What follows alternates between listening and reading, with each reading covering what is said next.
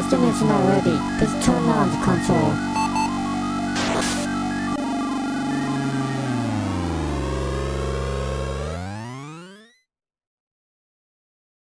Now.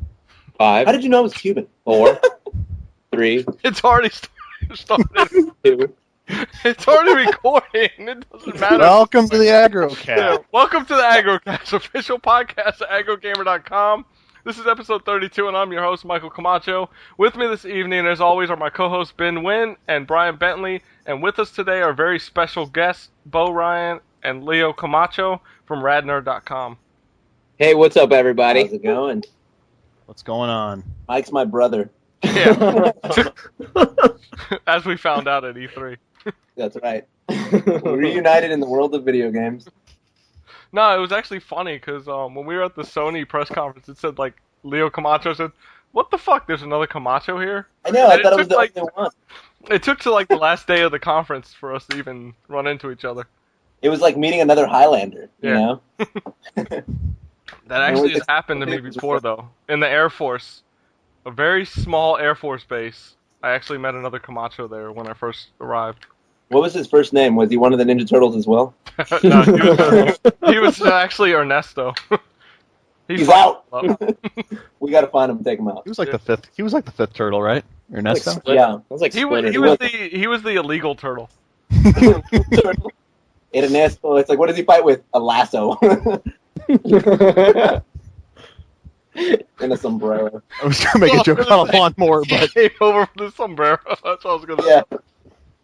We all have solid color masks. His was red, white, and green. He's a foot soldier reject. What? Well, he only worked for about $1 an hour, so. Hey, but you know what? He was a hard worker. Well, until his siesta. Ba-da-ba-ba-da-ba. But anyway, why don't you two introduce yourselves and basically go down who you are? Well, we're the dudes that run Radnerd.com. We have a live show on the stream.tv. We come on right after CoinOp TV on Thursday and right before the game show on Friday. Basically, we take video game news. You know, Beau breaks it down, and then I make fun of it. And then after that, I ask trivia and give out prizes. And it's all super nerdy and pop culture related and all that good stuff. Yeah, and Radnerd.com's, you know, it's not your typical gaming site. It's more everything nerd culture. Yeah, and it's more like, okay, let's say you had some buddies that worked in the industry, and then after they got off work, they came over and had a beer with you, and they talked about all the stuff they knew about. That's kind of what we represent. Your friends talking about it instead of just somebody rattling off news and all that good stuff. Yeah, we're trying to bring a different edge and style to and smarminess to the we selling the used car. Yeah, we're like the Han Solos of the video game industry. We are like the Red Man, Method Man of video games. Yeah. I knew you'd have to get a Woo reference in there. I had to. This guy. Yeah, I saw the little, was it the bumper thing you guys did? Yeah. With Raekwon and all. Yeah, that show was off the tattoo. I had to. He wanted me to. I didn't put it out. It was crazy because like Beau was walking around with this huge boner the whole time. It was nuts. Like he was tripping folks at E3. It's like, come on, man. Yeah. Yeah, and then Leo had his little nerdgasm when he spoke with Charles Martinet. Charles Martinet. It was weird. It's like I never thought in all my life that Mario would be asking me what my favorite Mario game was. You know, like it was just a surreal experience. And I'm just like, holy shit! Like, what is going on right now? And you told him missing. It's the one that where Luigi's missing in time. Oh yeah, I told him Mario's missing, and then Mario in Time. Those are my two favorites. And right. and Mario teaches typing, another classic. You decided not to go with the Music Mario. What was it called? The one for Super Nintendo. Oh, you mean Mario Paint? Yeah. Oh my God, that was so annoying. I loved that game. Are you kidding me? That game was awesome, Mike. What the hell? Oh, it's horrible. The loading screen was like this guy doing a push-up. That was like the best thing. I just like a box. It was so big. Yeah, it was the first time people picked up a box and said, "Is there another system in this or what?" Yeah. and it was like a mouse, and everybody was all disappointed. It's like, I'll never play another game with this. Kind of like Tony Hawk Ride. Oh my god! Don't even get me started Oh, on yeah. that pile of garbage. yeah, wait. we'll get into our disappointments of E3 in a minute. What was it? What did he say? The E3 disappointments? E3 disappointments. Something. Yeah, no, that thing was. Should I go all about that now, or should we wait? I think we should wait. We That's kind a of go rant. through what everybody's been doing in the past week or so. So besides your site, what have you guys been up to since E3? Editing footage from E3. Yeah, it's pretty much been post-production of Yeah. E3 footage, because we only have one editor, and so we've just been kind of, lurking over his shoulder. Yeah, we hang out with Flitz from the nerdiestkids.com, Okay, and yeah. yeah, he's been doing all of our editing and stuff like that. He's kind of like our unofficial Radnerd. Oh, nice. You know. We keep him around for his purposes. And his talent. Yeah.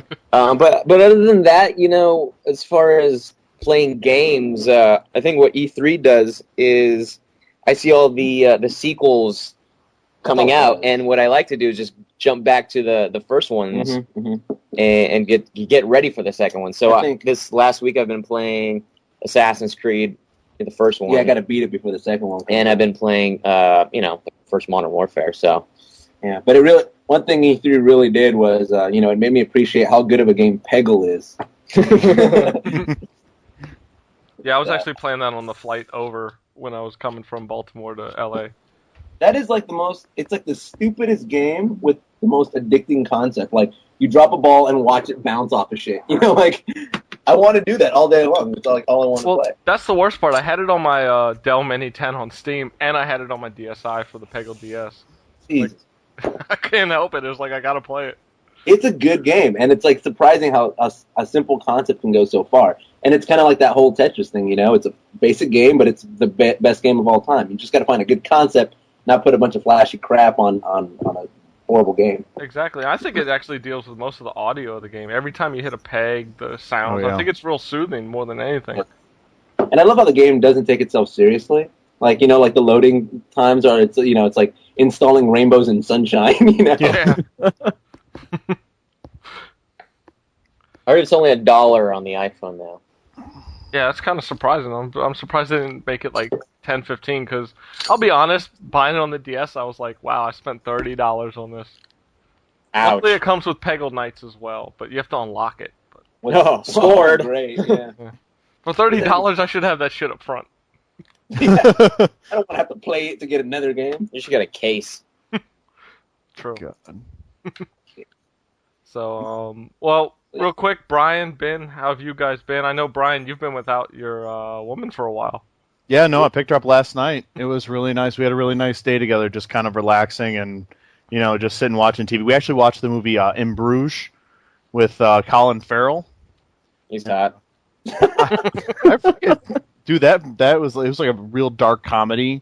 And so like the whole time I'm laughing my ass off, and I shouldn't be, because like they're hitmen basically hiding out, waiting, and they're just talking about doing hits, and I don't know. I guess it was just really.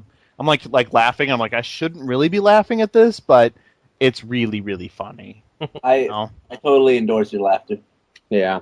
I mean, it was like, and there was like, dwarves in it, and so like midgets and stuff, and so like they're talking about like whether or not you should call them a midget or a dwarf, and It's little people. yeah, Come on, guys. But- tight and paired.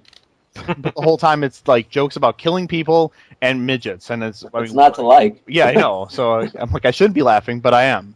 Kick a couple of babies and I'll call it a night. Let's go. So, Ben, I hear your hockey hopes didn't turn out as you wished. What up? The way that they played in games 6 and 7, I didn't expect anything else actually. So I'm not pissed off that we didn't win the cup. I'm more pissed off at the way they played more than anything. So It's because they're so old. okay, but all right. I don't understand. And what do we do to Chicago? Yeah, we lost. Okay. We were young and inexperienced. You're right. Sounds what like she your life said. story, quick. Oh, Oh, snap. So Brian, I have a question for you. Yes, I have an answer. You said you picked up your wife. Which corner? Well, actually, it was down the street a bit. She usually tries to stay at least 2 blocks away when she's Oh, working. okay. Okay, Yeah, we alright. got to stop the hockey talk. It is obvious that you guys are getting a little too personal here. Usually that's football, but I can't believe it's coming out with the hockey talk. He's from Detroit. That's all he knows. That's all they do there. Because they don't have football there. Well, they have. No. Oh, man. We don't have Just white football here. people. We have 3 college teams. Well, they also have homes for $1 there. They have what? You can buy a house for $1 in Detroit. Oh yeah. Oh, yeah, that's true. Much, yeah. Unlike here in Maryland, where I'm about to spend $240,000 on a townhome. Oh my god. That's crazy. I want to buy you a cardboard box in LA. Yeah, come to LA, then you can talk. There's my news for my week. The appraisal went through for my house. Everything's good. Settle on the 25th, so I should be moving in by the end of this month. Very nice. Very nice. Okay. Congratulations. Yeah, And you thank can God. watch some HGTV. Congratulations. When do I come over and move in? It's like your family. I know, right? We're Hispanic. We got to move in together. Hey, You there's got not to gonna put cars on the lawn. Hey, there's only one person in my car, not 30. Okay. Oh. Pack the garage. Dang, dude, that's not cool. You're going This to is, hey, there's nobody gonna be living with me. It's gonna be me, single for a while. Just, I need a break. Right. Legally, we got you. All right, won't tell anybody. Calm down. Not immigration. Yeah. Oh, man. What about you, Mike? What have you been up to? Other than the house, that's it?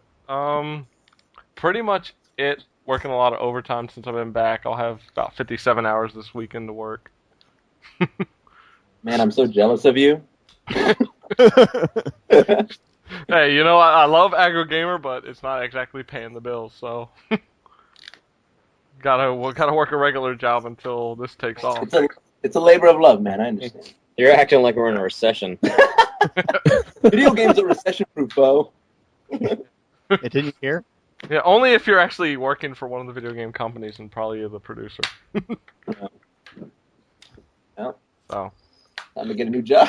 yeah, that's been about it. So what has everybody been playing since E3? Who wants to start Peggle. off, Leo or Beau? Besides Peggle, you got to be playing something else. Beau? Me? Oh, yeah. You know, Assassin's Creed. I've been playing Call of Duty 4. I'm just getting really hyped up for all the new stuff coming out, so Yeah, it seems like E3 I mean- was a bunch of sequels. I'm getting my palate wet. Yeah. Yeah, I'm totally playing Tony Hawk 1 on the PS1. Get ready for that new one, man. I don't know. I mean, it's been kind of overwhelming lately. There's been so much going on. I haven't really moved on from Left 4 Dead and, of course, Call of Duty 4. I'm still kind of pretty much glued to those two games. I'm like one of those guys that when I find a game I like, I stick to it for a really long time. Me too. And, yeah, I don't move on too easily, but I think I'm going to have to finish. See, with Assassin's Creed, I love the game, but because it's the same thing 17 times in a row, it's kind of hard to, to keep sitting there and doing it over and over and over. So I have to keep giving it, a month break in between each assassination. I wish I could do that. I got way too many games. I actually packed up most of my games this week. How many That's the worst boxes? part. 3 so far, and I haven't even packed up all my DS, PSP, PS3, and 360. Jesus. You have a lot of PSP games? Yeah, actually I do. I got a He lot has of all import. 10 of them. I have a lot of import games, so I have more than the 10 out in America. Yeah, see, I'm a big retro gamer, so I always end up going back to like NES and Super Nintendo. Well, those I it's- packed up. All my retros: PlayStation 1, NES, Super Nintendo, Genesis, Master System, my Odyssey 2 games. Packed up Okay, my bragging Sally. Now you're just showing off. Dang. He's always like that. And I just only have about 3 billion games. That's it. Yeah, I actually have a lot. I wish I didn't sometimes. You're so humble. Yeah. Yeah, it's not like I have 170 NES games or anything. Well, you have more than I do for NES. I have 400 games total, but Okay, stop it, guys. Jeez. Oh, All right, jeez. let's not measure each other's dicks anymore. Let's just move on. it's the whole e-penis thing. It's too late. Oh, God. Like, the only games I've kept out at this point are the portables and the 360 and PS3. It's the ones I play the most, so I figure I might as well keep those out until I actually... play them on the go, and they're small and compact. Yeah. It's not like it's taking up much of room. Exactly. Well, according to Sony, it's a pain to carry UMDs, so they want you to pay $250 for a downloadable system. Oh my god. Yeah, I wasn't really excited about the Go. Bring Oh, it out God. at 180, 200, you're all right. But 250, Or how I was about- like, really? How about don't bring it out and just give us something else? You know, Yeah. I don't How need about- another handheld. Well, that's my thing. Put out games first, then put out a system. You're not Yeah. putting out Yeah, games I know, I that was- you have now. Why am I gonna buy another system? I don't know, it seems like everybody's just rushing to come out with some sort of innovation, but then when it finally hits the market, there's nothing really innovative about it. Like the DSi is a good example. You know, there's a couple of added features, but I mean, they took away one of the biggest features, which was to be able to play GBA. So it's like they're moving forward in some areas, and they're going backwards in another. It's it's not really worth the money right now, especially in a recession. You can't pull that kind of crap. Yeah, I bought it, and I'll tell you, I was like, okay, cool. We at least have DSiWare. DSiWare sucks. There's not one game I've actually wanted to pay the 1,000 points. Oh, come on! There's Animal Crossing Birds in the Swap Beans? and Animal Crossing Calculator. Yeah, no. Oh, those were $2 a piece. Wow. Yeah, I still won't spend that money. I've Yeah, I never don't played an Animal Crossing game in my life. Oh, you haven't lived. What? Yeah, I don't know. I haven't, I never was really into like the Animal Crossing, the Harvest Moons, the Sims. Sim City was cool, when computers were new. But other I than remember- that, I've never really been into that. I remember playing that on an old 386. Mm. For Dude, my I love home. SimCity. I'll take Oregon Trail any day. Oh, yes. Hell yeah. Mm-hmm. Except for that updated version that was like crap. I always wondered what the hell a ford was. I'm like, what am I crossing? I'm fording a river. What is that? I'm like 2 years old. I don't know what this is. I used to love spinning the stick figure around to shoot at animals. Oh yes, I would just go hunting. I didn't even need the food. I would just do it. Oh man, Millennium Falcon just landed. Have you guys been playing Prototype or Infamous? Oh yeah. I have not yet. Mm-mm.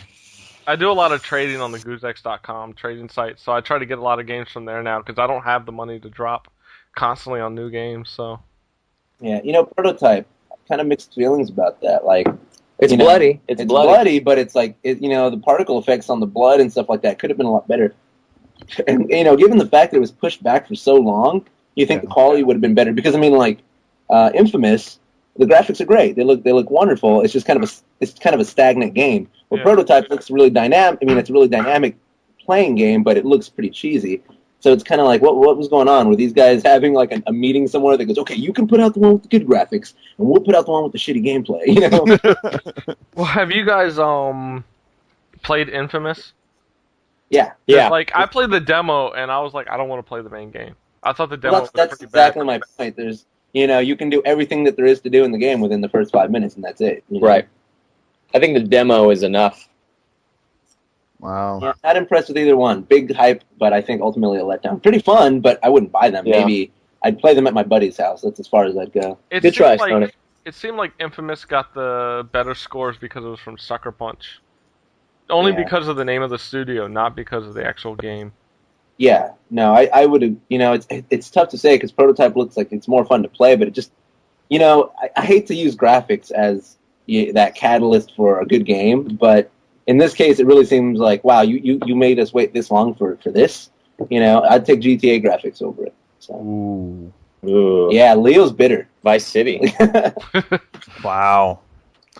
That sounds like me when it comes to Final Fantasy Crystal Chronicles, the Crystal Bearers on the Wii. Oh, That was so freaking Yeah, bad. that's all you bitched about it. E3 the whole time. and I'm Was how not even bad it looks. I'm not even like a graphics oriented guy, but I mean, it's like even the game. If you're not gonna have good gameplay, give me something pretty to look at. Yeah, exactly. Anybody willing to play the Wii will never be a graphics-oriented guy. Like, I have a Wii, and I was like, I go play games on it, and I'm like, yeah, I'll never be interested in just graphics alone. Yeah, but a guardrail on an airship should not be, squares. I mean, it was so pixelated. I'm just like, wow, this is painful to look at. Well, I don't think companies are putting a lot of their time into making the games look as best as they can on the Wii. Right, but this is, I mean, the way Square Enix talked about this game, like, we specifically made this for Wii. And it's like, wow, okay, so you made a shitty game for Wii. Thanks a lot. Appreciate that. Yeah. And then when there's a good game on Wii, everybody just goes, yeah, but it's on Wii. You know what I mean? Exactly. Like this new Tatsunoko versus Capcom. Like, it looks brilliant, like, in my opinion. And it looks really fun to play, but then ultimately I think, yeah, but it's on the Wii. Yeah. You know, I have no drive to play. The only reason I even bought a Wii was for Brawl. That's it. Well, surprisingly enough, my game of show was on the Wii. So. Yeah, Muramasa. Yeah, Muramasa Xenoblade was fucking awesome. I was like, I can't wait for that game to come out. It looks so Which good. was my pick of the show, yeah. Yeah, that was my pick of the show, too. I was like, I can't believe I'm saying this. It's a fucking Wii game, but this is my pick of the show. And I was like... But ultimately, it's on the Wii, and and you know, it's like, you know, the achievement factor Exactly. wins every time. I want achievements for no reason other than just to have achievements. Yeah, it's like, I get on and play the Wii, and I'm like, nobody's seeing me play this shit. Who I cares? know. I've stopped playing games for me, and I started playing them so that other people can know that I'm playing them. So basically, you're saying you play games to be seen. It's right. That's right. That's my outlet into the world. Yeah. I don't go to the bar anymore. I just play on the Xbox so that people can see me playing this Hey, game. that's one of my problems with the PS3. When I start watching a movie, it kicks me offline on the PS3. Wait, why? Oh, really? Oh, yeah. Let people know I'm watching a movie, damn it. Well, you know, it's like, I won't even buy a game now if it doesn't have a multiplayer function, because that's all I want to do is, like, you know, I want to be interactive, I want to play with other people, and, you know, just share. I don't know, like, I've always been that kid that wanted all his friends to come over. You know, I bought 4 controllers just so my friends can come play 64 with me, you know what I mean? I was that kid, you know? Has anybody played Red Faction Guerrilla? No, I want Negative. to. I want to. I hear the multiplayer, and that is awesome. Really? Yeah. I've heard nothing but good things about the multiplayer. Time to invest. Which it has to be better than the Saints Row 2 multiplayer, so... You know what? That's actually Saints Row 2. I'm sorry, I was thinking GTA 4 multiplayer. Like, well, same thing, whatever. Like, those are fun, but like they don't have the longevity factor. Yeah. You know, like, it's fun if like all your friends are drunk and you're like, you got enough people to make a gang, and then you go online. But then after that, everybody goes home and you never do it again. Yeah. We'll definitely be playing Ghostbusters. Oh next week. yeah, oh yeah. Hells yeah. Favorite movie of all time. What up? Yeah. That's actually one I'm trying to get really early on in line on the GooseX trading site. I won't pay for it, but I'll trade for it. Yeah. Yeah, it's funny. Like, I'm not looking forward to the game. Like, I'm not excited about it. I just want to play it. And I It's hear the kind of Wii version is really good. Yeah, it looks fun. Like, it's cool that they didn't try to focus on making it look amazing. They just made it toony, and you know, it's more like the real Ghostbuster game. I just want to get some Ecto Cooler and go to town on that. Oh yeah. Yeah, Ecto Cooler, yeah. I wonder if they're going to come out with those Slimer Slurpees again for 7-Eleven. That'll be a DLC. He slimed me. Oh, God. Save some for me. Do you remember that Slimer slime that came out when you were a kid, but you couldn't use it near carpet? Yeah. It would fuck up your carpet. Well, like, it's so funny. Like, even with like Ninja Turtles, they had like the ooze canisters, Yeah. and I was just like, I remember thinking as a kid, it's like, no, that's gonna mess up my toy. Like, Yeah. why are they selling me a product that's gonna break my stuff? Like, I don't want that. Yeah, I fucked up many a carpet in my old house as a kid with that stuff. Yeah, man. And gack. Oh, God. So many bad products as a kid. So many bad products. Yeah, only when we were kids, though. The kids nowadays, they have shit products. They don't have anything good now. No, they have terrible stuff. And it's all like shitty remakes of what we had as kids. Like the Yeah, G.I. it's like- Joes aren't nearly as cool. The Transformers Yeah. aren't nearly as cool. Ultron is made of plastic now. You can't kill a kid with those die-cast metal blue lions that they used to give out. Oh, yeah, I come on. bought when I was in the Air Force, I bought the new release of the Voltron. I was like, this thing sucks. It's all fucking plastic. Dude, I couldn't even play with the old one because it was too heavy for me. Like, Yeah. that's what made it awesome. And The new you He-Man you looks couldn't buy gay. it together unless you bought that huge box with all Yeah. the fucking figures. Hell yeah, that was awesome though. But that was a toy. Like, Yeah. you got excited over that crap. You know what I mean? And it ended up on the roof of your house, and you got it down. What? How did Voltron end up on the top of your house? Hey man, you tie it to a Lucky's bag, you throw it in the air, thinking it's a parachute. You know, gust of wind, whatever. Gust of wind. And the new He-Man is just gay. Terrible. Oh yeah. I bought the I mean, re-releases. the old He-Man was gay, but at least, it was a cool gay. No, the old He-Man was the epitome of manhood. Oh yeah. He didn't even need pants. He just walked around like, check out my jock, ladies. I got a full haircut. I don't give a damn. I'm saving the world. It was even like furry underwear too. Yeah. And now the new one has like this humongous spider mechanical robot sword or something. It doesn't even look cool. Must be And, made like- by the guy who produced what was it, Wild Wild West. Oh, God. Yeah, He-Man steampunk. That was, oh god, that movie was terrible. Yeah. Oh god, they didn't even have fucking Orko. How are you gonna put out a He-Man movie and not have Orko in it? Who knows? Well, Orko was put in Final Fantasy IX. Yeah, I thought that's the first thing I thought. I was like, what the fuck is this, He-Man?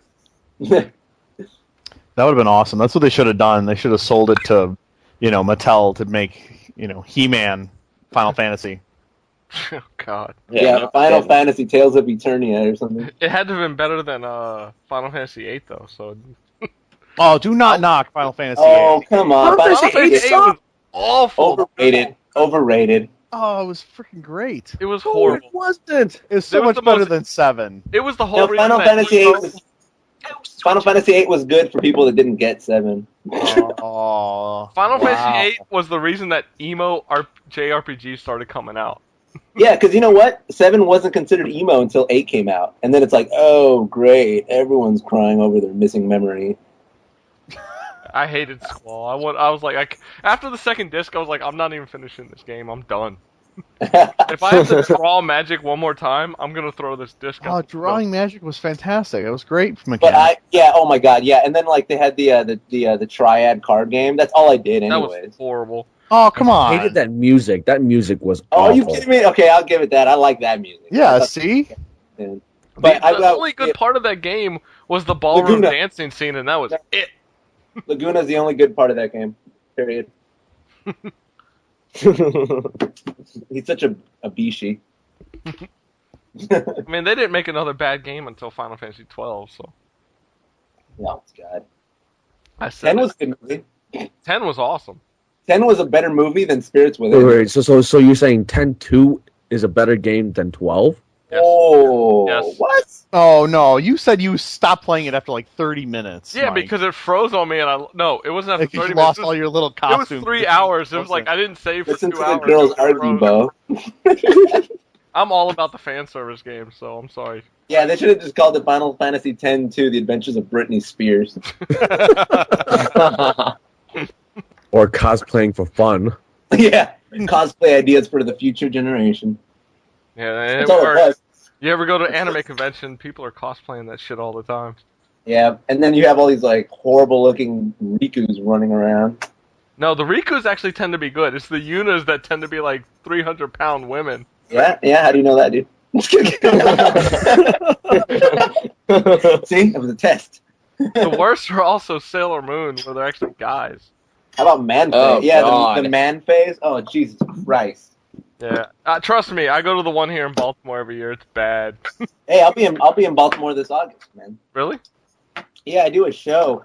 They're called the Bit Genocides, and it's like it's a bunch of video game bands and like Year 2000X and the Megas and Entertainment System, and then like they're fused with video game artists like 8-Bit Artist, Dr. Rock, and then like myself, and it's just like this big show for a day where it's like the gallery's outside, and then you walk inside, and then there's like the concert going on, and then between bands you can go back out and buy artwork and check out all the stuff on all the displays. You have to let me It's know, because I Yeah, actually sure. live, like, right now, before I move, I live, like, 10 minutes from Baltimore. I'll be moving, like, 20 minutes from Baltimore. Oh, woe is you! So, no, like, Yeah, I'll yeah. definitely hit it up. No, it's awesome, man. Yeah, it's a great time. I'll let you know when it is, and I'll give you all the information. It's gonna be a good time. Yeah, because there's nothing going on until PAX in September, so I need something to do in August. Oh, PAX is in September. I thought it was in August. No, first weekend of September. Yeah, I think this is the last weekend of August, so you'll have a little Nice. time there. And it's just a blast, and it's cool too because like everybody who goes there is like really into the scene, and they're, everyone's pretty hardcore gamer. Yeah. You kind of have to be. It's devoted to video game art and music, so it's cool. Speaking of video game art, I thought the little showcase at E3 was a little, Weak sauce. exactly. Yeah. No, It I was think cool, but after 5 minutes, you saw everything. Yeah, no, the big ones are I Am 8-Bit, which is here in LA, and then the Bit Genocides over in Baltimore. So those are like the two big shows. I didn't know Baltimore had that. I mean, I shouldn't be surprised considering the anime convention and they have the comic museum there. So. Well, the whole underground thing with the video game music, like it's all East Coast. Like all the cool bands are over there, and so they have really really fun events. Like Magfest is closer to that side of town, and then they have Nerdapalooza in Florida. Everything's on the East Coast. Out here, it's kind of the big shows, and over there, it's more of like the indie underground stuff. Yeah. Oh, switch off. What the hell was that? It was C3PO. Oh. I was like, my phone won't even go off. It's so dead on batteries. Speaking of Star Wars, how about the Knights of the Old Republic MMO? Ooh, that's a nice trailer. I cannot wait to get that game. I didn't get to see it. We need to start a clan. Yes. Yeah, I'm down with that. Just call it Radnerd. I'm sure a bunch of people. AggroGamer. Wait. Who's going to be Jedis and who's going to be Sith when the game Sith. starts? Oh, Gotta be Sith. Hello, sir. Man, it's no fun being a good guy. Oh man, that's gonna be a good guy. I'm never a good Man, guy. good guy. Just kidding. I don't know if you guys played Neo Steam, but it's kind of like there's no good or bad in that game, so it's like you're either magic or machines. And I was like, well, machines look more like the bad guys, so I'll pick the machines. It's like going to the Ren Fair and dressing as a pirate. They don't say you're the bad guy, but you're automatically the bad guy. Okay, so I did that once. Oh man, It was You were Pirate that guy. Weekend. It was Hey, dude. Pirate Weekend. There's nothing wrong with the Ren Fair. That is a good time. Like, you dress up, you get drunk with a bunch of other crazy lunatics, and you just, talk a bunch of crap about the opposite faction or whatever it is over there. I don't know. But yeah, that is a good time. We like going. I don't know. It's only one day, and they got It's the fun. Ren Fair here in Maryland, and it's not bad either. I mean, I've gone here and there. I don't dress up, but Well, then Just you're like- not really going to the Ren Fair, my friend. hey, I'm sorry. It's just like the anime convention. I go, but there ain't no fucking way I'm getting dressed up. There's no way I'm being. Hater. What a my picture is hater. not Get out gonna- of here. No, my picture is not going to be out there on the fucking internet. Hey, man, the ladies love it. Yeah. The 300-pound ladies. oh, Not the Rikus, remember? Not the Rikus. Yeah, true. hey, Then you're considered the safe friend.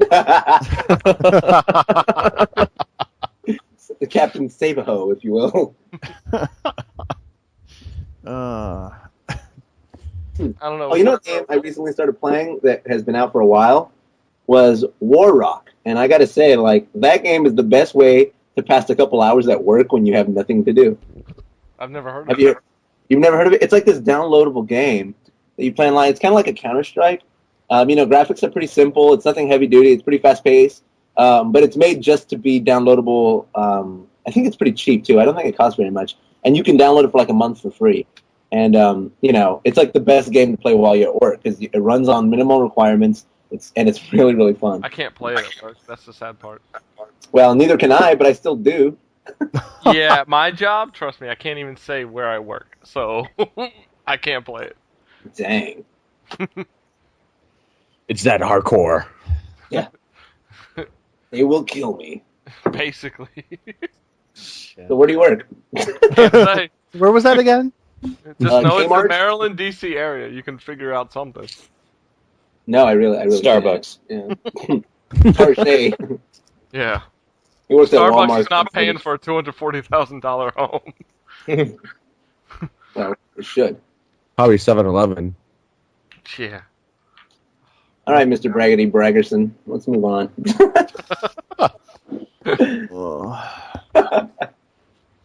All right. What's anybody else been playing? Because we kind of got off topic of the whole. What have we been playing? I've been playing Plants vs. Zombies again for I wanna hours. download that. I love that game. Convince me why I should download it right now, because I'm on the fence whether or not. Sell me. Go. It's $10 on made by Steam. PopCap. That's all you need to know. Yeah, but yeah, that's true. I mean, PopCap is is legendarily easy, but it's also really really fun. I'm just wondering if it's worth $10. the replay value is awesome. There's a lot you can do with the game, with all the mini games that you can do in Plants vs Zombies after you go through the adventure mode. But you can do the adventure mode again with with all the plants that you have, and just to unlock like one secret character or whatever. And then you have like there's so much you can do in that game. It's ridiculous. There are there are 12 Steam achievements which are fun to get, but you are correct. There really isn't a lot of there was never a time during the adventure mode where I was like, oh no, I'm not going to be able to do this. And the 2 times I did die and lose, but I was like, well, now I know what to do, and then I just went and did it the next time. It's funny. That's what I hear from everybody. They're just saying like, I died 2 times. I died 2 times. I died 2 times. Like it's not really that. But at the same time, like while I didn't really feel necessarily at any one point in time in danger of dying, I still had a blast with. Like I can't explain. The music is good. It's catchy. It's fun to watch your plants. Like just sit there and dance while they're shooting zombies crawling across the screen. I don't know. I mean, it's fun. I like putting it in mustache mode where all the zombies have mustaches. Is that like the GoldenEye equivalent of DK mode? Yeah, something like that. Or you can go back to the future. Like you remember like those 80s glasses where like one half was like a circle and the other half was a giant triangle. Oh yeah. So each of the zombies have that. They go flying off when you start shooting them. It's all like these little things that combine into like this really fun experience. The deets. Yeah, it's not like necessarily like one thing where you're just like, oh my god, this one play is really great. It's all these little pieces put together that are really humorous and well written, and it's just fun. Like the zombies leave you notes like, "Hey, let's have dinner." We'll be right over. Yeah, I mean, it's like little stuff like that that just keep the game really fresh and little fun. unique touches. Yeah. Well, I know you had me at mustache. Hey, Bo, go download it. Well, I've got a coworker who doesn't game at all, and when we were at a wedding, him and his wife came, and I got her addicted to Peggle now, and I've got him now addicted to Plants vs Zombies. I'm on He it says- tonight. He says it's horrible. Like they go home and that's the first. He gets home and his wife's playing Peggle, and he's up till late in the evening playing Plants vs Zombies. So, it's got to be a good game if non-gamers actually get into it, in my opinion. That's cool. Yeah, no, I'm on it. I'm on it tonight. Like no joke. That was it. That was the final word. Well, because like I'm a huge zombie fanatic. Like I love zombie movies and the whole. Anytime somebody says, "What's the deal with zombies?" I'm like the dude that jumps out of my chair and go, "What'd you say? What'd you say?" Well, what do you think of Left 4 Dead 2 then? The fact that there's a sequel coming out within a year, Well, at least. You love it. Okay. You love it. You love it. I do. It's Okay. daytime, but you love it. Here's my my 2 cents on it. It's a sequel, but it's more of the same. But the same is good. Like the game was good to begin with, so more of the same is good. I don't know if I necessarily like that it came out so soon, especially with Half-Life still missing the last part of the game. Thank you. When that's like the hugest franchise they have, and it's that's one of the most involved storylines in the history of gaming. Actually, changed the way storytelling happened in gaming. You think they'd feed us a little more on that? Unless when they release it, they've been spending all this time making it the most epic, fucking apocalyptic game that ever was created. But then I'll forgive them. But until that time, kind of a little miffed over that. But I think this is proof that Half-Life is no longer their biggest game. Well, I mean, Left 4 Dead. I mean, let's be honest. I mean, it's been a year. Look at the impact it's made. Yeah. Oh yeah. That's what I I'm mean, saying. look how many billboards they had in Los Angeles. Left 4 Dead, because you know why? I mean, there's a bunch of zombie games, and there's a bunch of zombie modes, and there's a bunch of zombie references. But Left 4 Dead is really the first zombie apocalypse game, like where you're one of the survivors and you're trying to handle your shit. I mean, that's what made the genre so popular. That's why the movies worked. It was always that concept of we're outnumbered. We've got, little chance of survival, and they cornered that, and they took all the essences from all the movies, and they put it together perfectly. Yeah. Well, So I've really, got to argue with you on this one. I got to say Zombies Ate My Neighbors was the first. I was about to say that. Don't ever come out and take my ideas. Sorry, dude. I got to say But- Zombies Ate My Neighbors was but- the first zombie apocalypse game where you were the Okay. survivors. Yes, but the reason it doesn't gain the title as Perfect Incarnation is because you had to fight a 50-foot baby. So True, but it was the first co-op zombie game. it was, and it had awesome music and cool power-ups and awesome character design. And it's better than RE5. I Ooh. agree. Claim, I agree. RE5, stopandshoot.com. You're killing me. I can't Thank run you. an aim. Finally, I got some backup on this show. I know. I can't believe- run an aim. Okay, I mean, I love Resident Evil 4, but I haven't even touched Resident Evil 5. I'm thinking about buying it next week. Okay, because, like, seriously, in my top 5 video games of all time, I don't know if that's true or not, but Resident Evil 2 is really up there. Like, I love Resident Evil 2. And then, like, now it just seems like they've strayed so far. It's not even zombies anymore, you know? I don't know. They're not even zombies. They're more like fucking coke addicts. Yeah. They're just Or, that are just dead. You're just fighting a bunch of crackheads looking for some drug money. Well, let's be honest. It's not even the So it's fact like a that you day have in Ben's to- life. You Yeah. have to stop and shoot. Not- Even with the knife, you have to stop. Nothing wrong with that. You have Stop to and stop. stab. Yeah, what the hell Yeah. is that? You can't even run with a knife. Uh, Your guy's I so don't know. I've steroided never- out that you're like, I can only hold this. I've never lived through a zombie apocalypse, but I don't think that's the best tactic. Stop, shoot, run, stop, stab. You know, like, I don't know if that's going to work. So It's a gameplay over realism thing. It's a game mechanic that they put in. It's not supposed to be necessarily realistic. Dead Space Because there's did no, it right. it's not like you run down the street and you're like, hey, look, there's a puzzle I have to figure out. Yeah. yeah, like- I do that on a daily There it basis. is. It's called morning Yourself. traffic.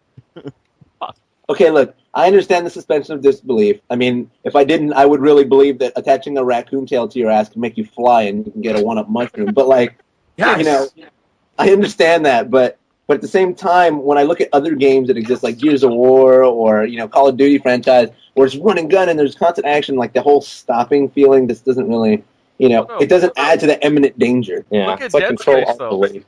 Look at Dead Space, where you can actually you walk slower, but you're at least walking. Yeah. Pulling the gun out. I mean, Because when you're moving, it feels like you're trying to get away, and with Resident Evil, you're stopping, and it's like that takes away from that whole like, oh my god, I have to the survival horror aspect of it. You know, I think that detracts from that overall essence because now it's not really survival horror, now it's action adventure, and I'm a nerd, so I can nitpick. I don't know. I guess I'm just when I stop and think about it, it's like, okay, well, do I stop and actually fight, or do I try to run away? So to me, And that makes sense. That makes sense. But you know, I mean, I see your point. I'm just saying that I guess I just don't take it and be like, I hope Resident Evil turns out to be Call of Duty 4, and I just didn't have that expectation. So right. of course And I I'm did. not saying I want it to be. I agree. I did do the playthrough, you know, I did it with my brother. We did it co-op the entire time. So I haven't had that single-player experience with the game. I've only had it fun with my brother. So Right. well, there's the I think I've problem. just been. If somebody doesn't have somebody to play co-op with, the game's going to be awful.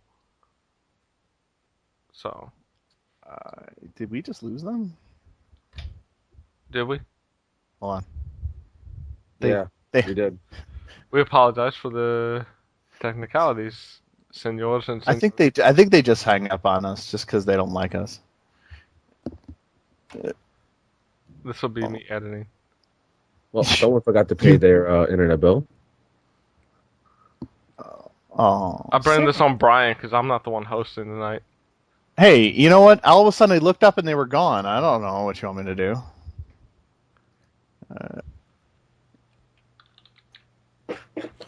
And then, oh, there they are. We're back. We're back. Someone forgot to pay the bill. I didn't realize my my Resident Evil 5 thing was going to upset you guys so much. Yeah, that's what I was about to say. I needed a moment to cool off. You know? Leo just walked away. He was so mad. I'm like, I'm through with this conversation. Don't you know how passionate us Caribbean Hispanics get? Yeah, man. I'll start yelling and playing some baseball. You better be careful. Oh, I'm gonna get. You should stabbed. see my house where my dad's Puerto Rican and my stepmom's Cuban. Holy shit. Dude, game over. You must have the loudest household in Oh your my block. god, when they get drunk, it's ridiculous. Game over. As opposed to walking across the street and trying to hump Church's back. What? Whoa. Ouch. What? Oh, well. That's what happened. Isn't that what Settle happened down. at E3? What? A little awkward there. Dang. What the hell's What going happened? How on? about we just make him feel awkward for everything he says, even when it's like a brilliant point? We'll just, It's like, holy shit, this was the best game ever. What? Huh? Like, Oh, oh, man. ooh. Oh, Yeah. Block. too soon. Dan. Steve Irwin just died, man. Kick. Y'all saw that South Park, though, when they made fun of that, right? I haven't. Where, like, Satan was holding a Sweet 16 party, but it was like a Halloween party, and like Steve Irwin showed up with a stingray hanging out of his chest, and Satan's like, oh, "I'm sorry, I'm gonna have to ask you to leave. It's too soon." And he's like, "Well, Satan, it's me." And he goes, "Oh, well, then you're not in the costume. You have to leave." I gotta watch that. It was so fucked up. I always make that joke, and I didn't know it was actually on an episode of South Park. Now I get why people laugh at it. No, it's you. You're the funny one. Oh. Oh, they're never gonna come back. So what else is what else? I mean, like, it's so funny. We've covered so many different games and our thoughts on genres. Yeah. I guess we've covered pretty much what we've been playing here and there. I know it hasn't been much, as everybody's been getting kind of back into the swing of things this week. Why don't we just go into the E3 thing? Like, Let's do it. Yeah, let's do what it. did you guys think? I mean- You guys were there. We've talked about it on our podcast already. What did you guys think about E3 going there? My favorite part was meeting Mike Camacho. I mean, that guy is He's one handsome devil. he's a pleasure to be around. I'll tell you something. I gotta Good agree. people. Leo Camacho, fucking win. Thank you. Wow. Camacho stick together, you know. That's right. It's a macho clan. No, I don't know. I mean, it's funny. Like, you know, it was overwhelming because it was my first time at E3, and you know, it was overwhelming, and it was cool because there wasn't like a ton of fanboys running around. You know, there was more of this air like we're here to learn about the industry and have a good time while you know. It wasn't like everybody's pushing and shoving to grab some free swag and to, you know, start fapping over all the booth babes. You know, it was just like a cool time, and some, you know, had some good booths, layouts. You know, they were really impressive. Everybody went big. Everybody spent $1 billion. Not all booths were Well, not impressive. not all of them, but you know, the big ones, the ones that count. And some pretty good titles being debuted. You know, but I was more focused on the disappointments. So. Did y'all even care about the booth babes? I heard people talking about it and was like, I don't really give a shit. Like, No, they weren't even hot this year. The only one that had a hot booth babes was SNK. That's it. I have to disagree. Atlas had some. The Yeah. nurses there at Atlas well, were really hot. Right. Those nurses were okay. I actually got rejected. I asked for their numbers. But I've got the. Well, that's why they stunk. I've They got were the yellow. Yeah, they fever, were so dumb. I got the They were yellow big fever. dudes. They're not Oh, single. They suck. You're a Pinkerton. Yeah. Oh. Well, no, it was my first E3 as well. It was definitely the first day was, you know, just sensory overload, and you know, I mean, I think overall, I think my favorite booth had to been, I mean, Activision. It was up between Activision and Square Enix. I mean, Square Enix was definitely very tranquil, like surreal, like wow, look at this friggin' screen. Square felt like a European auto show. Yeah, and then Activision was just like almost like a club, Yeah, you know, just like the American club scene. You know, like the ultimate club nightclub. Activision. I kind of had a problem with Activision because their biggest games were only allowed to be seen by people who are judging the games of show. Exactly. That was Yeah, the that's only true. problem I had with their booth. It was like, you want to get these games out there, but you're saying only the people who are going to judge best of show get to see your fucking games? Well, fuck you. Why should I give a shit? Yeah. Yeah. Like, why would you even put it in an exposition if it wasn't going to be exposed? You know what I mean? Exactly.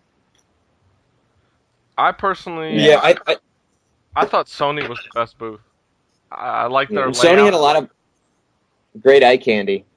Yeah. Well, I thought their layout was really well done. I thought Microsoft had the worst layout of the big three. Yeah. Oh, that was horrible. And That's I thought because it was Nintendo- scary. It was like there was like walls practically around it, and they're like, "Go inside if you dare." Yeah.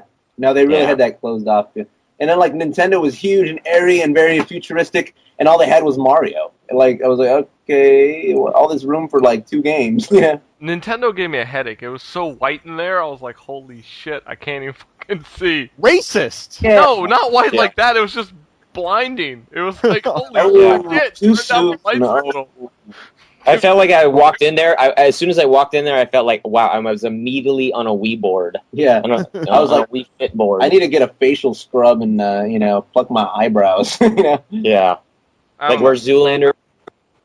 know. I thought you know, the clan that- was walking around me the whole time.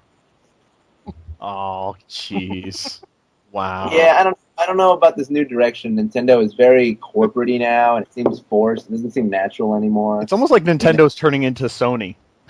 Yeah, exactly. That's actually a really good way to put it. And Sony, like at their press conference, were totally like, yeah, we might as well all have a good laugh because everything just got leaked. And they were kind of cool, making fun of themselves. And Nintendo has now become Sony. Well, we're printing money, so we don't really care about you anyway. Who So can argue with I'm not even Sony? sure why your hair. But who could argue with Sony? They gave you free beer before you even went in.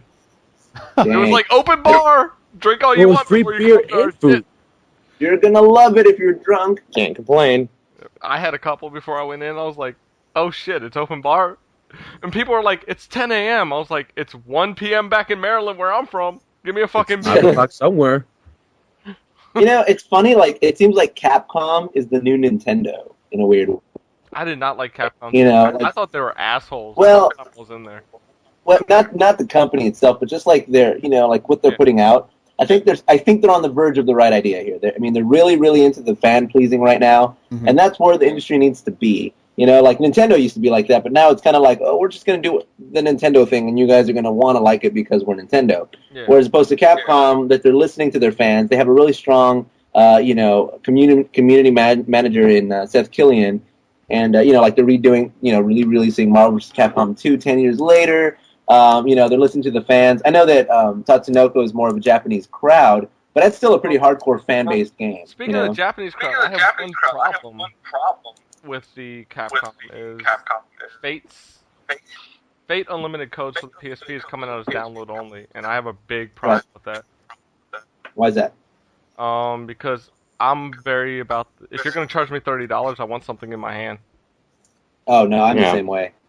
That's actually one of my biggest issues right now with the industry is everybody's talking about going to downloadable only and like the OnLive system where it's all internet based. First of all, OnLive, quick sidetrack here. The whole, what's it called? The cloud that it's the server, whatever, that you're downloading from the games from. It just doesn't seem natural. It's not smooth. You can't take advantage of HD capability, but that's a whole other point. But the whole thing where if I don't have something tactical in my hand, because part of playing video games is collecting them. It's saying that you own it and like going, hey man, you should try this game out. If you want to borrow it, you can. There's something about that culture that I really enjoy. So taking that away from me is taking away half of gaming. Talking about DLC, I'm really looking forward to Battlefield 1943. That looks good. But they're not trying to pass it off as like a full game. It's a DLC game. Like in the case of Fate, that's a full-fledged fighting game. They're charging you $30 for it. I want to own it. I want it. If my PSP erases, I don't want to have to re-download it. Yeah. Exactly. Well, my thing is the Fate Unlimited codes for the $50 to purchase it from Japan. I'd rather pay that $50. At least I know I have it in hand at that point. Right. For a fighting game, you don't need to know the English or the Japanese menus. It's a fighting game. It's not hard to figure out. Yeah, no, I completely agree. But I think Capcom's on the right track. They may not have it down perfectly, but at least they're listening to the community, where Sony and Nintendo are kind of like, we're over here. You guys are going to like us whether we listen to you or not, So if the industry, because eventually it's going to have to go back to the users, because people are going to start getting fed up with all these high prices and all this unnecessary crap, and it's going to have to go back to what we want. So. Yeah. Well, we've heard what everybody loves. What did you guys, because you were talking about it in the beginning, what are your disappointments? What were you like, what the fuck are these people thinking? At E3. Oh my god. Konami booth. That was horrible. You mean the walkthrough? Yeah, it was more like a colorful walkthrough. It's like every time I was it was so vacant. I would think Silent Hill would have a or biggest display. And then they have Saw, which is like everybody knows Saw's going to suck. But people are pretending that it's going to be a good game because the movies were creepy. Right. It's like, no, the game's going to suck balls. I don't care what you say. Yeah. And then they try to release that new Metal Gear game for the PSP. Yeah. It's like, oh, yeah, Metal Gear, great. It's not really a Metal Gear game. I just feel like they really got lazy with their presentation. Absolutely. And you look at the other booths and you look at this one and you're like, wow, someone really did not care to step it up. Someone thought they were at CES or something. Right. Exactly. Yeah. But you could and Microsoft booths suck too. Yeah. But I think my biggest disappointment was Nintendo. Oh, because it's like Mario Brothers Wii and in the first First thing that comes to my mind is, oh, awesome, cool. Whoa, audio is going crazy right now. Hey, yeah, Church, Ben, that's you. That's echoing. Is it? Yeah. Okay. Just turn down Do your over. speaker volume. All right. I'll Okay. try. I'll try to remember to edit. From the top. Hey, what's up, everybody? I'm Beau Ryan. No. We ain't going that far. You guys don't even have that much time. Yeah, no, but back to the point. Nintendo, biggest disappointment because here I am, the biggest Nintendo fanboy around, biggest Mario fanboy there is, and then they finally announced, hey, we're going to do another platformer, 2D side-scrolling for a major system, not a handheld. And I'm like, oh my god, take out the lube, it's time to start fapping, Paste my eyes shut. Yeah, and then and what do I see? Oh, it's just the DS port. What? And then they offer then they go back to the Mario Brothers 2 roots and say, hey, 4 characters, you can choose 4 different characters and you can even play simultaneous now. That's a cool addition. With the party. Yeah, exactly. It's like, cool, all right, well, I mean, maybe that'll make up for it. But you don't even get to do the same characters from Mario Brothers 2. It's like Mario, Luigi, and then 2 Toads. It's like, what is that? What? Well, I don't don't wanna be forget, it's not even online. It's all local. See, that's the part that's Oh. killing me. That's the part that kills No. me. Is It's I'm like like, they should Nintendo- make this. They should make this online. This should be their premier online. Yeah. You speak. Make it 4 That's players. Make it smooth, and everyone can just play online and have a good time. But no, You know what it they're is? not gonna You know do what it is? You know what it is? You go to a bar, and there's like this amazing chick. I mean, she's so hot, and the whole concept of taking her home is like amazing. Then she comes up, yeah, you're like sprouting a chubby over this chick. You're pitching tense. She comes up to you, starts talking to you, and you're like, oh my god, this is exactly what I wanted. It's going to happen. She's like, let's go back to my place. You go back to her place. You're hyped up. You're ready. She's hot. Here it comes. All the expectation. Boom, dress falls, and she's got a huge wiener. It's like, what? Ouch. What? Oh my god. Tell me that's not the perfect observation on Nintendo. It's perfect, Leo. It's perfect. Oh. Thank you, Beau Ryan. Listen to this high five. Just High so you five. know, he sits there and thinks about these sort of analogies. He's like, how could I work in a Gmail? The worst part is you could hear the Rad 5. I say that quote too. Rad 5. Mission accomplished. Defeated. Mission Now, complete. I'll be honest. I thought the worst booth was Bethesda. What the fuck were they Oh, showing no. besides trailers? Unless you actually went inside to see what game? I know. Brink, not Wet, Yeah, you- not Fallout Las Vegas, but Brink. Who the fuck gives a shit? You're showing off all these other games Yeah. at E3, then you're gonna show off a game nobody's actually even really heard of. Yeah, here's a poster. Yeah, here's a Bye. poster. We got some chicks that aren't even that hot, not even dressed in any sort of special way, giving you mediocre posters. Hey, that Wet poster, I'm framing that shit. That was decent. I was gonna say Assassin's Creed. It's wet. It looked okay. I mean, from the Yeah. poster. I'm Elijah I'm looking Duke's forward- fan, so I'll play the game just because she's voicing the character. So. Oh man, fanboy. I'm looking forward to Rogue Warrior. I mean, hearing Mickey Rourke drop some 80s action movie badass lines that sounds pretty cool. Yeah, I mean, overall, there's some good, some bad, some mediocre. Did y'all Whatever. get to It's see easy. APB at all? Oh, yeah. Which one? Which one? APB, All Points Bulletin. From Real Time Worlds. No. I No. didn't. It's the new, it's not really an MMO because it's only 100 people per city. But it's like a persistent online that's kind of like a GTA Saints Row. But it's fully customizable, and the customization is through the freaking charts. Like, you put a tattoo, it doesn't look like a painted on decal. It actually looks like a tattoo. Really? Yeah, Yeah. it actually goes to the skin the way it should look. Same with if you put a decal on a t-shirt or a leather jacket, it actually takes the form of the leather jacket, all wrinkles and everything. Oh, that's cool. Yeah, like the whole game looked like it was going to be really good. They incorporate Last.fm, so whatever you've been listening to that's been going to your Last.fm account will play through the speakers. Yeah. Something similar will play through the speakers as you're driving by other people in the That's city. pretty cool. Yeah. It's actually That's going to be what a really good game if they get it to work as they talk. Right. Yeah, It's gonna be an that's awesome game. If they don't let us down. Exactly.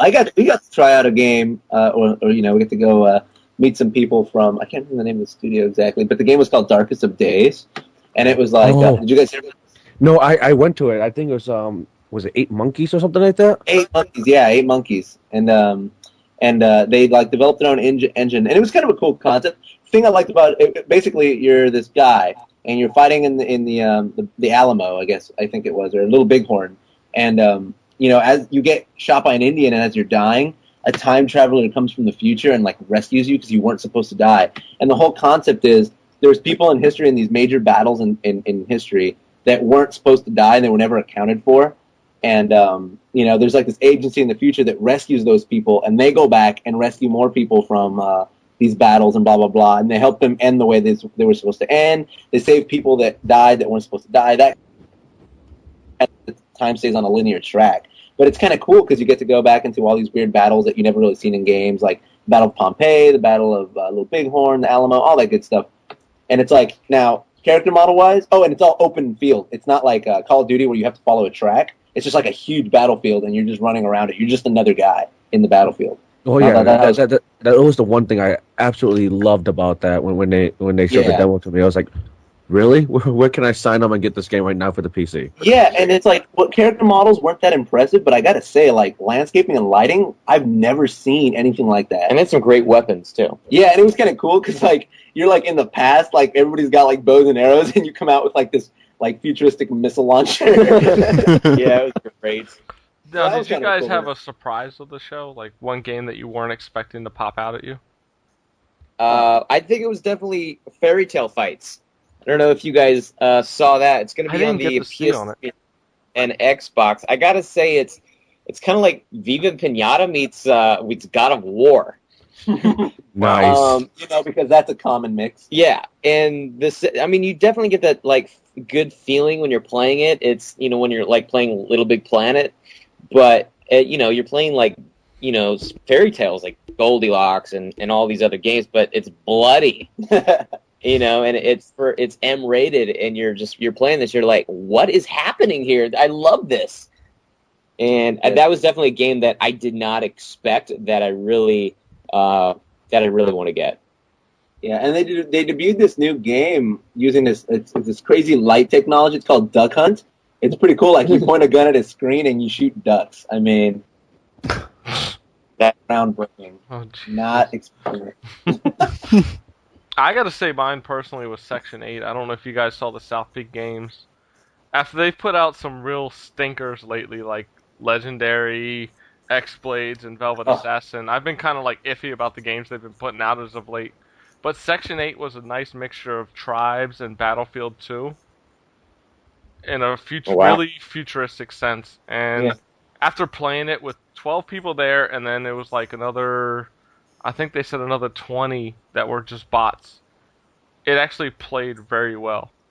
My only problem with the game, and I kind of tried to tell the guy there, the producer there, like, he said it was coming out in fall, and I'm like, really? You're going to come out with Battlefield Bad Company 2 and Modern Warfare 2? It was one of those things, it's either come out now or come out next spring. Yeah, put it off a little bit, because your competition's going to crush you. There's no way that this game is going to compete. It may on the PC. But they're trying to do 360 and PC. The 360 crowd's just going to be like, okay, who gives a shit, whatever, Modern Warfare 2's out. Even Battlefield Bad Company 2 is not going to compete with Modern Warfare 2, which is why I don't get why they're coming out with it this fall. If I was a first-person shooter, I would be like, Modern Warfare 2's coming out? Okay, it's time to push it back. So. Yeah, I would too. I mean, from a developer standpoint, it just doesn't make sense. I don't know why. And a lot of people are making these decisions that are just kind of like, what? Really? Really? You're doing that? I think a lot of those decisions, though, are still being made on, like, I hate to use the word, old-school decision-making trees, Right. I mean, this is holiday season's the time to put these things out, and that's not necessarily the case anymore. I mean, I think we've seen this year alone a couple of really, good games that have come out in Q1, and they've sold very, very well. Yeah, I don't, it's funny, like, I know holiday season is the time to put them out, but I don't know. I think the industry's, it's evolved and it's become something else where nobody wants to wait till the end of the year now. What am I going to play until December, November? It's like I want something to play year round. I want to be able to constantly get a new game. And, not everybody gets lucky enough. Some Christmases don't go the way kids plan and parents don't have the money because it's the holidays and blah, blah, blah. So I don't think we really necessarily stick to those trends anymore, but the companies still do. Yeah, exactly. Yeah, but, EA. I worked at... Well, EA came out and said they learned that with Mirror's Edge because it was such a they consider it kind of like half a flop because they realize they should have brought it out either earlier or later. Because I loved Mirror's Edge, but it fell through the cracks with all the other huge games that came out in the fall. But then let's look at it this way too. It's like every game comes out. Like you can't really put it off because no matter when you release a game, there's always another big game coming out. Yeah. But it's not you as really much can't. coming out. Like last year it was Gears of War 2, Little Big Planet, Resistance 2. You had all these games coming out, and it was like Mirror's Edge, it was just not the time for it to drop. Yeah. Right. I don't know. Give and take. It's a really sensitive issue. It's like how do companies really deal with all other companies? You can't really win. Yeah. But holiday season may not be the best for the lesser titles. I would say to release them more like at the beginning of summer, like they do with movies. Right. Especially with new IPs. Oh yeah. You know, it's easy to say, sequel X is going to be coming out in the holidays, and even if it isn't like the best-selling game ever, you're probably going to sell enough to easily make up the money that you've spent on it. Right. But new IPs are just going to struggle with it because you're asking people to take a chance on you. You have no platform to build off of. Right, exactly. You don't have that base of consumers. Well, supposedly it did well enough that they've already announced that the sequel is in the works, so I'm happy that Mirror's Edge 2 is coming out. I was a huge fan, and Asian fetish aside, it was just an awesome game. So, hey, I'm saying it was an awesome game. You didn't see her that much anyway in those shitty, e-insurance style commercials anyway.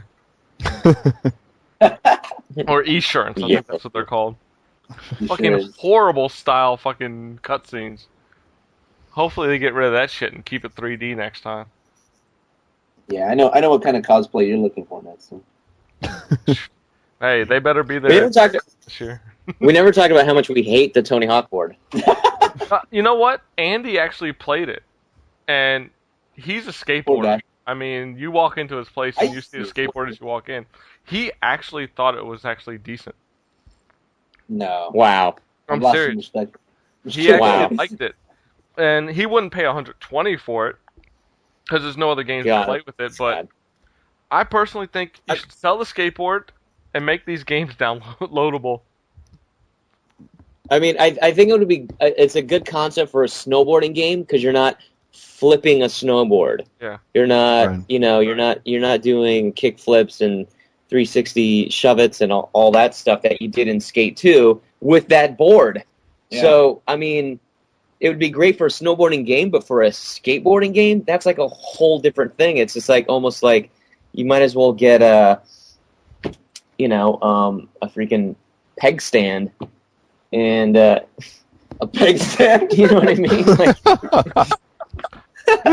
They just make Pogo Stick Hero and call it a day. Oh, exactly. God. Don't say that. Activision might take you up on that. Yeah. I know. I shouldn't give him any ideas. Talking about Hero, I mean DJ Hero. I mean that kind of threw us off a little. Yeah, I wasn't expecting it to be cool, and it kind of was. I mean, the idea sucked, but after watching them actually demo it, we were like, "Wow, this seems pretty cool." But the funny thing is about it, I don't think I'd ever buy DJ Hero. I would just hope one of my friends would. Just so I can go mooch off of his. Yeah. Like Beau is going to buy it so that I can play. I will not buy it. Okay.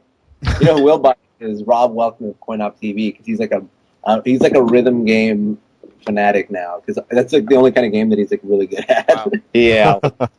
Let's go on a Pennyman bash. Yeah. Oh, no. I actually finally got to meet him just as I got to meet you guys, so... No, we love Rob. No, Rob's our bro. Yeah. That's what... I got to meet a lot of people. Each other. Surprisingly, I got to meet a lot of people I didn't think I'd meet. Like, I saw Beau randomly at the Girl Gamer party, and I was like... Bet you did. What? Girl Gamer party? I'm never at those. Uh-huh. Yeah. We were kind of like... I was there because we were trying to find the GamePro Game Girl party, and we couldn't find it. Hotel Fig. Yeah, unfortunately, we found out too late, and when we finally got there, they were like, "You have 5 people? Sorry, we're packed." Well, the funny thing is about the Game Girl one, I think, or the GamePro, whatever, they were only there till like 10 o'clock, and then they all split and went to a strip club.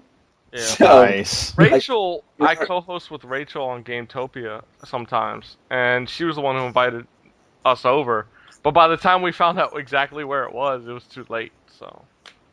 We actually got an interview. And Nicole and Jessica, they came over to the party that we were at the Congo Room. So Yeah, we actually left after a while. $10 a beer. I was like, I gotta go before I'm broke. Yeah, I felt the same way. I bought, Rob Workman. I bought him a beer, the DCD, and I was like, hey, don't ask me for another one, dude. Yeah, it was pretty crazy. The first time I bought a beer, they were like, "That's be $10." I was like, "Wait, what? $10 fucking dollars for a beer? Can I sell you my soul instead?" I'm the guy that likes to get shitty in the alley first. I just want to know where my 6-pack was. Yeah. You know, it's funny. E3 is half about the convention and half about the after parties. Yeah, the next 2 nights after the girl gamer party, we were just too tired to even bother with parties after that. We went to a Microsoft one. Yeah, the Windows party was cool. We got free copies of Windows 7, which is good. Was it the which is release good for a candidate year. version? Yeah, it's good for a year, but I'm sure by download then that we could free have it. now. Yeah, that's true. But the point is, Windows gave it to us, And we got, I think, like, it was open bar, and there was a lot of food. So. Yeah, it was pretty cool in that. Did you and guys go Obama girl was there.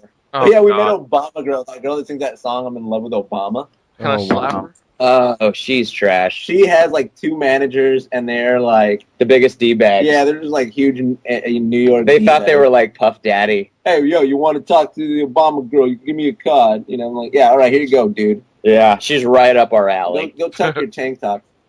Now, let Yeah, me go ask you a put- question. Did you guys go to the barbecue that Chastity and Damon held? Chastity and Damon held a barbecue. No, that was here. Thus. Oh, it was? They told Yeah, we me about a canceled that. barbecue, but I heard nothing else of it, and like I said, we were just... We canceled that and then had it at Beau's house instead. Ah, okay. Yeah, that was the same one. You missed out. Yeah, Obviously. it was a real California gangster style kick-ass pool party thing. We got thrashed on some 40s. Trust me, it wasn't that I missed out. Actually, I missed out, but my writers, Ben and Brian, didn't miss out because I paid for their dinner that night, so... Yeah. Damn, coming Right. up. Cheers. Reload. That was my thank you for spending their money to get out there, because it was kind of like we don't have the money to fly everybody out, so... Yeah. No, it's cool. I mean, Great stuff. I've met Chastity and Damon before. I mean, I worked with them when they were at a Hot Import Nights Halo 3 event and a Gears of War 2 event here in Maryland, so before they moved out to LA. Yeah, we're actually business partners with them. They run JC Media Yeah. and Infamous Gamers, and we're under the JC Media umbrella. So, And I gotta say now, Beau, Tracy's got the best Gundam Battle Angel tattoo ever. oh, I know. That shit is I'm fucking jealous. awesome. I was like, holy I think shit. she has the hands down best tattoo ever. I mean, He's going to lay it out like that. people. There's people that have came up to us like when we're standing in line at Cinnabon, and that is just says, "Wow, you have an amazing tattoo." And they would their eyes would get watery, and they would just be like, "That's just so beautiful." The most beautiful thing I've ever seen. And I'm just like, "Wow, dude! Like, is that a robotic relax." angel? Is that a robotic angel? Please tell me it is. Yeah. Because I have an anime tattoo, and I like my tattoo, but hers was like off the charts. I gotta say. I like how he's like, I'll never dress up for convention, but I will totally tattoo anime on my body. Hey, that was back in '99. It's been 10 years since I got my tattoo. Okay. That must be a panty dropper. You can see her. No. You can see the panties on the tattoo, but Oh, you got one of those. No, she got that piece done at that show on TLC LA Inc. So okay. one of the girls on there, I mean Hannah Hitchison, I believe, she really threw it down. Yeah, I did. Yeah, I did. It looked good. Enough about my wife. Moving. Let's talk about what. He's like, fuck that. It's all about us. Yeah, we haven't talked enough about it. No, but like, So, I know Radnerd recently. I mean, to get back on that subject, you guys started the actual whole thing like not too long ago. Hey, about 2 months ago, I think. About 2 months ago is when we started. Yeah. We've just been really fortunate with it. 60 days to be exact. Yeah. What brought y'all like to say, hey, we're gonna do this? What made you guys decide that you were gonna put Do you this mind together? if I take this one? Go ahead and take this, Leo. Okay, about a year ago, actually around a year ago this time, About a year ago. there was a competition online to become a G4 correspondent. Okay, but it was vote-based. It was vote-based on this Trust website me, called GotCast. Us at Pwned remember that contest very well on both male and female. Oh, man. So you remember, right? I'm sure you remember the spam. Oh, my God, right? Unfortunately, So yes, I remember that contest very Well- well. Yes, well, so do we. Yeah, oh, my God, are you kidding me? I was having, like, nightmares, like, waking up at 3 in the morning, making sure I got the post to get the votes that day, every 2 hours, putting up a bulletin. I felt like a Girl Scout selling cookies every day. I felt like a Jehovah's Witness. I was unwanted, but I was still doing it. But in the long run, They should have had us in Religulous. the religion of nerds. But I ended up, taking first, and then Beau got third. He should have gotten second, but the second place got cheated. So we ended up winning the competition Asshole. and getting like tons of making tons of friends and exposure. And then we got approached to host a show for Lag TV later on that year, called Techno, where we would be reviewing tech gadgets and stuff. Sure. So we jumped on board, and then Beau and I were like, hey, we should hang out since we're going to be, hosting a show together. And then from there we became BFF and Pillow Fight lovers. Yeah, we went to CES, and then we realized, like, wow, we really have a chemistry that I think no one else has that we've seen. Outside And we were like Outside. legit. Yeah, well, come on. Yes. That's after. We'll talk about that That's after. the post show, Yeah. post aggro. That's late night with Radnerd. And then so we did maybe like a month and a half of episodes Yeah. on UFrag TV. Yeah. And then we did CES in the middle of that. And then But what the most important thing was through this whole experience is like we realized, wow, we're really into the same stuff, and and we get along cool as friends. right. So Lag, the whole Lag TV thing and UFrag wasn't really working out for us. Kind of fell apart for us a little bit. So we departed from that. But we had a lot of people that were asking us what our next project was. So we said, you know what, you want to start another kind of similar idea, but just more fun and completely And more in our hands. right, and deviating from like the common course of everybody just delivering straight news. We want to be fun. We want people to come here, have a good time, and we want to focus on visual media, which we'll be actually moving into more now in the near future. So we said, let's do it. We jumped into it, and here we are. We practically live together now. So we just do that all Literally, the time. he's on my couch every But weekend. I've only known Beau for like. I didn't even meet him during the GotCast thing. I ended up meeting him a few months later, so I've only known him for like, honestly. Let's tell him our first encounter, how we met. Oh my God!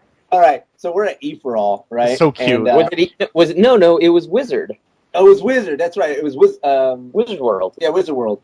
Nice. And like, And their eyes yeah, met, and I go dressed as Jack Sparrow, like full blown like Jack Sparrow costume, right? It's pretty. Hey, I'm gonna brag about it. It's good, but like. I go and I see this guy typing on his iPhone, and I'm like, "Oh my God, that's Beau Ryan. He's the guy who came in like right after me in that GotCast competition."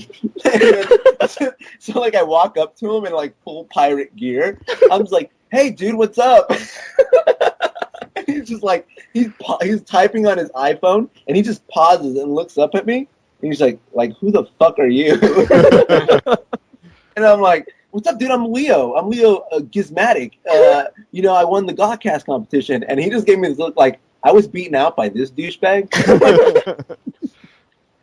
Jack fucking Sparrow beat So- me. And I'm like, hey, let me get your number, dude. Like, I'm not always dressed as a pirate. Like, we should, like, hang out. So, after that, that's when we kind of started talking a little bit more. Sounds And then like the soon look after I that, got from Beau when I yelled at him at the Girl Gamer, like, Beau! When I finally recognized who was walking by. Yeah, let me just throw that out now. I give that look out at everyone Yeah, that I meet. he's notorious for it. And then it's so funny because, like, he'll meet people, and they'll come up to me, and they'll be like, is he always like that? Well, I had to quickly state I'm G Nitro from Pwn because I had talked to him many times in the shout box over at Pwn.com. Oh, 'Cause man. if there's one thing that's never changed from Pwn.com from the day one is that I've been in the shout box. So Oh, man. It's so funny, too, because Beau will be like, who's calling us? Let's go in the opposite direction. Like, he's totally that guy. It's so funny. Oh, man. No, but no, there's, I think GotCast pretty much brought us to Pwned. yeah, If it wasn't for that, we got a Pwned, and then if it wasn't for Pwned, I don't think we'd be here because Yeah. I think Pona brought a lot of the community And together. it's not just a community; it's a respected community of gamers. You know. Right. It's not just some stuff that was just thrown together just to, capitalize on the whole, hey, this is hip, let's do this. I mean, It focuses more on the legitimacy of the gamer culture and the idea of gamers playing together. Not, like I hate the bag, but like some of these girl gamer sites that are going around, it's not, you don't get that feeling of legitimacy. It's kind of like they're just doing it for show and to put themselves out there and gain exposure and stuff like that. It doesn't have that feeling like, okay, well, yeah, that's great, but I want to go play some video games. And Pwned really has that feel like, Well, who cares? Yeah. Okay. Okay, but no, like one thing I've noticed with the girl gamers on the site is Pwn.com doesn't take very kindly to the ones that try to say, I'm a girl gamer, look at me. Like, they're Right. very quickly to be like, shut the fuck up, what games are you Oh, playing? dude, no, I just finished writing an article where I kind of blew up on that. So, like, I'm a big advocate of not supporting those. Because, I mean, like, okay, it's like, are you a gamer or are you a girl that's using gaming to platform your modeling career? Exactly. Seriously. I'm not going to 'Cause, name I mean, names, but there was a recent porn video that went out of a female gamer. I'm not naming Send it. anybody. Leo? I don't have it. Leo at Radnerd.com, okay? Info at Radnerd.com. I let's got do that. it from a friend, but Yeah, send that along. Have you guys, speaking of porno, have you seen Left for Head? No. I gotta man. get the. Give me your emails. Sending it right now. It's comedy. Yeah, but going back to the subject of that, like video games is not a sex-dominated thing. A girl can be just as good as a guy, but like they're just getting attention because there's a lack of pussy in the industry. You know what I mean? Like, Yeah. Exactly. that's the only reason. I mean, I should start hashtagging guy gamer Yeah, after each one of my tweets. I'm a guy gamer. Yeah. Oh god. Would I look as cool? Probably not. Yeah, I I found can't this. control over my nipples and become famous. Alright, I'm gonna post this, but y'all can't talk about who it is on this podcast because I really don't want to edit more than I have to. Okay, don't worry about it. But if you see her, you will know exactly who it is. Oh, Christ. I'm Hold on. afraid to click that. You'll see it before the Oh. video even fully starts. You'll know who it is. Oh, Christ. Oh All right. no way! I'm gonna Should I click. even click on it right now? No. Oh, frick. Oh no! Turn that dude. down. Turn that down. See, somebody knows who it is already. Oh my god! That's Wow. damn. Thank you, by the way. All I gotta say is when I found out about that, I was like, really? Holy shit. Bookmark that shit, dude. Bookmark No, that. you can edit this out. You can edit this out. Oh, my God. I gotta... No, don't let me in. I'm Hey, too lazy to do that shit. Thanks for the material tonight. I'm gonna have to edit this whole section out. Just 'cause they're gonna be like, Yeah. All right. You want to get back on topic? yeah. There's a topic? Yeah. Well, you know what I mean. Okay. Okay. In the loosest sense. Hey, forward that to me. Honestly, getting back to the whole E3 thing and meeting you guys, it was nice meeting everybody we met there because it seems like besides the big sites like GameSpot, 1UP, GameSpy, and them, there's this whole secondary group of people in the gaming industry that's coming up in the journalism side of things, whether it's Radnerd, AggroGamer, CoinOp, that don't really get the credit they all deserve. Yeah. I mean, even SFX360, I met them. And it was nice actually meeting those people.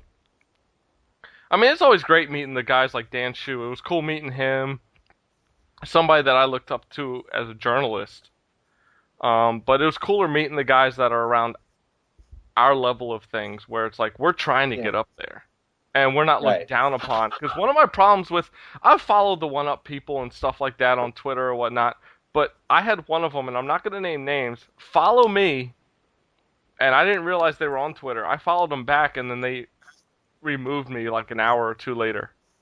It was like, okay, I got you to follow me. Bye. Yeah. Kind of Well, bullshit. you know, it's funny. It's like, yeah, no, I completely agree. But it's kind of funny. Like, we've had this fortunate kind of streak where, even though we're just starting up and stuff like that, we've got a fair bit of respect from the higher ups. You know what I mean? And we've been kind of, they've been kind of taking us by the hand and under the wing type of thing. I mean, even I think people that we interviewed at E3, there's this one, the Triton booth, and some other people at other booths were just like, you know what, like I really G4. Yeah, G4 even. G4 knows us by name. It's pretty crazy. They kind of dig what we're doing, and it definitely gives us reassurance that we're definitely on the right track. Yeah, and also that there is support for this kind of underground ideal of the video game and nerd subculture. There's definitely a following for it. Well, I got to say one thing you guys have on, like, we're purely text news journalism. You guys have the video side, which helps a lot. Yeah, we've kind of. I'll be honest, I haven't been able to sit down and actually watch a show yet because I work a lot of midnight shifts on weekends. So when your show usually comes on Friday night, I'm sleeping to go back in at midnight for work. So I'm hoping when this whole move happens for me and I kind of calm down on working a lot, that I'll be able to fully tune into your show more than what I've been able to so far. And there's definitely plans, because right now it's an unofficial show, because we just started. We're the Coin Up post show and the game show pre-show. So it's not an official show, right. So it's not archived or anything like that. But there definitely is that intention to move into the main block and become a flair singled out kind of show. But also through our website individually, we just plan on putting out not the stream.tv type stuff, just like our own program. Kind of like we want to do our own show, like a podcast, but a video podcast. And then, are you going to put it on iTunes? Because that's how I watch and listen to everything I do.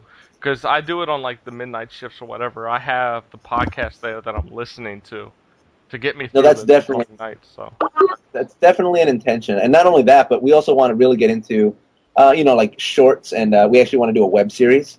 Yeah. Like a show online, not just like a talk show, but like a scripted type of regular every 2 weeks a new episode comes out type of thing. Oh, wow. And it's we have some ideas with that working on, and then we want to do a lot of viral videos like fake trailers, that kind of thing. Yeah, we're gonna do a lot of skits and a lot of. It's gonna be very Saturday Night Live for nerds. Yeah, we plan on doing a lot of cool and entertaining stuff. So it's not just gonna be video game reviews, tech gadget reviews. We're gonna do a lot of fun stuff in between. But we didn't think we would kind of get this much attention so quickly, so we thought we'd have a little more time to build it. But now it's kind of like, all right, we got to jump and we got to get to it. Oh no, it's been really good. I've been trying to catch you guys on Thursdays and Fridays. It's very entertaining. You guys are good together. You're right. You guys have that. Appreciate it. Yeah. Well. Hey. I know you guys said you have a party to hold at 7 or get together with people. So I know closing in on that. I don't want to hold you guys up any more than we have to. But I thank you guys for coming on. Definitely. I know it's definitely been a great show. It was fun. We should do it. Hey, you know what? Let's do it again. If we want to have us back, we're more than welcome to come back. So. Oh, anytime. I mean, I've had fun. I mean, besides the parts I got to edit where we lost you guys for a bit. Thanks to I'm not gonna blame you guys. I'm gonna blame Brian because he's the one hosting for once. Since I'm not actually. Thank you, Brian. Yeah. Brian. Thank you, Brian. Thank you. Yes. Brian. You know what? It's been fun, just like nerding out. Like we're all like on the same kind of level of nerddom, And we all kind of, you know what I mean? Though we all know the same. We know what's new. We know what's going on. And we share opinions. And even if we have different opinions, we can talk about them in a really nerdy but fun fashion. So it was a blast hanging out with you guys. Yeah, definitely. And Camacho's is always rule. So. Well, I didn't want to say that, but it's pretty obvious that Camachos know how to do things correctly. So. That's all we need. All we need is 2 of those egos. Hold up. The call wouldn't have dropped if a Camacho had been internet's not big enough for both of us. At least one show's not, so that's why we have 2. We should just start a Camacho radio, whatever. Yeah. Exactly. That's right. But we thank you guys for coming on. We're going to get out of here. I mean, we're pushing an hour and a half, so thank you all for coming on. Cool. We'll talk to you guys soon. Check out radnerd.com, people. Definitely. Yes. As well as check out AggroGamer.com for those who have been listening to us for a while. AggroCast at AggroGamer.com is our new email, so hit up us with questions and feedback there. But thank you all for listening, and we are out. Peace. Peace. Take care. May the force be with you all. You will, AggroGamer, you will never find a mobile hive of scum or villainy. We must be cautious. Yes. Live long and prosper. Oh.